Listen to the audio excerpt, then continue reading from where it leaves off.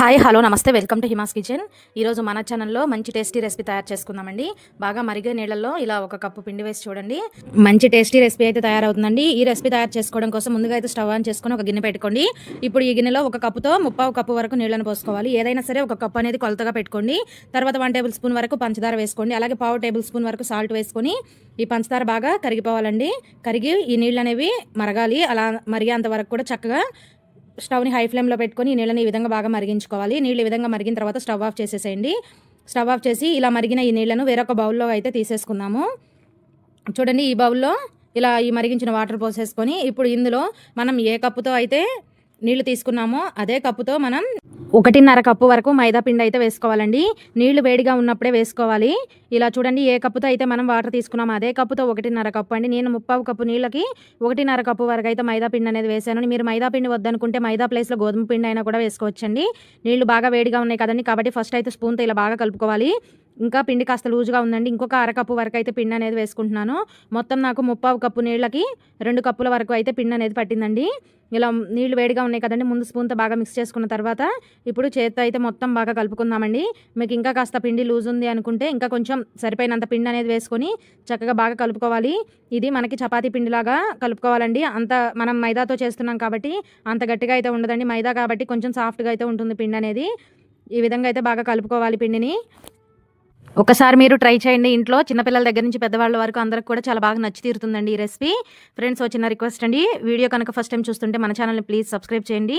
అలాగే నచ్చితే ఒక లైక్ చేయడం అస్సలు మర్చిపోవద్దు. మీరు ఒక చిన్న లైక్ చేయడం వల్ల ఈ వీడియో అయితే మరొక కొంతమందికి రీచ్ అవుతుందండి.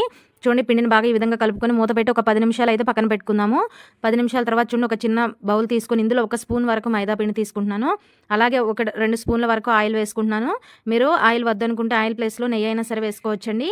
ఈ నూనెలో మనకి మైదా పిండి బాగా కలిసే విధంగా అయితే బాగా కలుపుకోవాలి. మనకి కొంచెం థిక్ లిక్విడ్లో అయితే రావాలండి. ఎక్కడా కూడా పిండి అనేది ఉండలు లేకుండా బాగా కలుపుకోవాలి. ఇలా క్రీమీ టెక్స్చర్లో వచ్చేంత వరకు బాగా ఇలా కలుపుకోవాలి.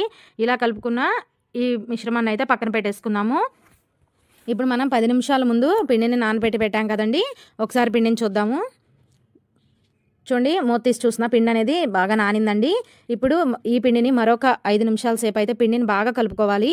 మనం పిండి అనేది ఎంత బాగా కలుపుతామో మనకి ఈ రెసిపీ అనేది అంత టేస్టీగా అయితే కుదురుతుందండి. ఇలా ఒక 5 నిమిషాల సేపు అయితే బాగా పిండిని ఇలా కలుపుకోవాలి. చూడండి, పిండిని బాగా ఈ విధంగా కలుపుకున్న తర్వాత పిండి అనేది చేతికి అంటుకోకుండా కొంచెం ఆయిల్ రాసుకోండి. చేతికైతే ఇలా కొంచెం ఆయిల్ రాసుకొని మీడియం సైజులో బాల్స్లో అయితే చేసుకోవాలండి. మీకు ఎంత సైజు కావాలో అంత సైజులో అయితే చేసుకోండి. నేనైతే ఇక్కడ కొంచెం మీడియంగా అయితే చేస్తున్నాను. ఇలా మీడియం సైజులో బాల్స్ లాగా చేసుకోవాలి అన్నిటినీ కూడా. ఇక్కడ నేను తీసుకున్న 2 కప్పుల పిండికి అయితే నాకు ఒక 6 బాల్స్ దాకా అయితే అయినాయండి.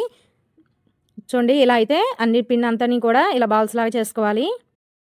ఇలా చేసుకున్న ఈ బాల్స్ని అయితే ఒక ప్లేట్లోకి తీసుకొని పక్కన పెట్టుకోండి. ఇప్పుడు ఫ్లోర్ని నీట్గా తుడిచేసుకొని ఫ్లోర్ మీద కొంచెం పొడిపిండి చల్లుకోవాలండి. మనం తయారు చేసుకున్న ఈ బాల్స్ని ఒక్కొక్కటిగా తీసుకుంటూ ఇలా చపాతీలాగా అయితే ప్రెస్ చేసుకోవాలి. వీలైనంత పలచగా అయితే ప్రెస్ చేసుకోవాలండి. ఇవి పలచగా ఉంటేనే టేస్ట్ అనేవి బాగుంటాయి. మందంగా చేయొద్దండి, వీలైనంత వరకు ఇలా పలచగా చేసుకోవాలి. ఇలా అటు ఇటు తిప్పుతూ పైన కొంచెం పొడిపిండి చల్లుకుంటూ బాగా పలచగా అయితే ఇలా చేసుకోవాలి. ఇలా చేసిన తర్వాత మనం ముందుగా మిక్స్ చేసి పెట్టుకున్నాం కదండి మైదా పిండి అలాగే ఆయిల్, ఆ మిశ్రమాన్ని అయితే ఇలా కొంచెం ఒక 1/2 స్పూన్ అంత తీసుకొని ఇలా చపాతీ పైన అంతా కూడా బాగా ఈవెన్గా స్ప్రెడ్ చేసుకోవాలి. ఇలా స్ప్రెడ్ చేసిన తర్వాత పైనుంచి సగానికి మడుచుకోవాలండి. చూడండి, ఇలా వీడియోలో చూపిస్తున్న విధంగా పైనుంచి సగం కింద నుంచి సగం ఇలా మధ్యలోకి మడుచుకోవాలి. ఇలా మడిచిన తర్వాత ఇటు నుంచి ఒక మడత అటు నుంచి ఒక మడత వేసుకొని మధ్యలోకి ఇలా అయితే కలిపేసుకోవాలి. ఇలా పైన కింద కూడా ఈ విధంగా చేత్తో ప్రెస్ చేసుకొని పక్కన పెట్టేసుకోండి. మనం తయారు చేసుకున్న ఈ పిండిని అంతటిని కూడా ఇలాగే చేసుకోవాలి. మరొకటి చేసి చూపిస్తా చూడండి. ఒక బౌల్ తీసుకొని ఇలా ఫ్లోర్ మీద కొంచెం పిండి చల్లుకుంటూ పొడి పిండిని ఇలా చపాతీలాగా అయితే చేసుకోవాలండి.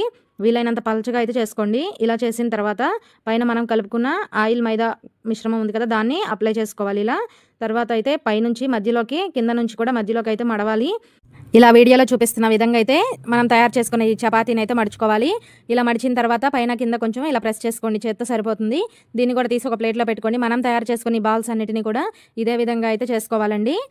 ఇలా చేసుకున్న తర్వాత ఇప్పుడు మనం ప్రెస్ చేసుకొని పక్కన పెట్టుకున్నాం కదండి, వాటిని తీసుకొని ఇలా కొంచెం పొడిపిండి చల్లుకుంటూ వీలైనంత పలచగా అయితే చపాతీలాగా ఒత్తుకోవాలండి.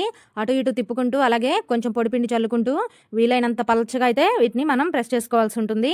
చాలా అంటే చాలా టేస్టీగా ఉంటాయండి.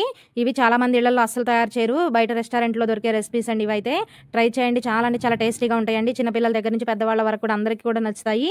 ఏ కర్రీతో తిన్నా కూడా చాలా అంటే చాలా రుచిగా ఉంటాయి. చూడండి, ఇలా వీడియోలో చూపిస్తున్న విధంగా అయితే ఇలా పలచగా ఒత్తుకొని పక్కన పెట్టుకోవాలి. అలాగే వీటిని కూడా మిగిలిన మనం తయారు చేసుకున్న వీటన్నిటిని కూడా ఇలాగే ఒత్తుకొని ప్లేట్లోకి తీసుకోండి. ఇప్పుడు స్టవ్ ఆన్ చేసి ఇలా దోశ పెనం పెట్టుకోవాలి. పెనం కొంచెం హీట్ అయిన తర్వాత మనం తయారు చేసుకున్న ఈ రోటీస్ అన్నిటిని కూడా చక్కగా అటు ఇటు తిప్పుకుంటూ కాస్త ఆయిల్ కానీ లేదా నెయ్యి కానీ వేసుకొని ఇలా అటు ఇటు తిప్పుతూ రెండు వైపులా కూడా చక్కగా కాల్చుకోవాలండి. చక్కగా పొంగుతూ చాలా అంటే చాలా టేస్టీగా ఉంటాయండి. మధ్య మధ్యలో ఆయిల్ ఉంటే ఆయిల్, నెయ్యి ఉంటే నెయ్యి వేసి బాగా కాల్చుకోండి. ఏ కర్రీతో తిన్నా కూడా చాలా టేస్టీగా ఉంటాయండి. మనం ఈ చపాతీ చేసేటప్పుడు మధ్యలో ఆయిల్ అలాగే మైదా కలిపిన మిశ్రమాన్ని వేసి అప్లై చేసాం కాబట్టి మనకి ఈ రోటీస్ అనేవి మనకి చక్కగా పొరలు పొరలుగా వచ్చి చాలా టేస్టీగా ఉంటాయండి. మైదా పిండి వేసాం కదా గట్టిగా ఉంటాయని అసలు అనుకోవద్దు, చాలా సాఫ్ట్గా ఉంటాయండి. ఒక 10-15 నిమిషాలు అయినా సరే పిండిని కలిపిన తర్వాత బాగా నానపెట్టాలి. అప్పుడే మనకి ఈ రోటీస్ అనేవి చాలా టేస్టీగా ఉంటాయండి. ఇలా రెండు వైపులా కూడా చక్కగా కాల్చుకోండి. పొంగుతూ చాలా బాగా వస్తాయండి. తర్వాత సర్వ్ చేసుకోండి. టేస్టీగా ఉండే రుమాలి రోటీస్ అయితే రెడీ అండి. ఏ కర్రీతో తిన్నా కూడా చాలా అంటే చాలా టేస్టీగా ఉంటాయి. ఎంతో సాఫ్ట్గా పొరలు పొరలుగా ఉండే రుమాలి రోటీస్ అయితే రెడీ అండి. చాలా అంటే చాలా సాఫ్ట్గా ఉంటాయి. తప్పకుండా ట్రై చేయండి. వీడియో నచ్చితే కనుక ప్లీజ్ అండి ఒక చిన్న లైక్ చేయండి. అలాగే ఫస్ట్ టైం మన ఛానల్ని చూస్తున్నారా అయితే ప్లీజ్ అండి హిమాస్ కిచెన్ ఛానల్ని వెంటనే సబ్స్క్రైబ్ చేసుకోండి. Thanks for watching video.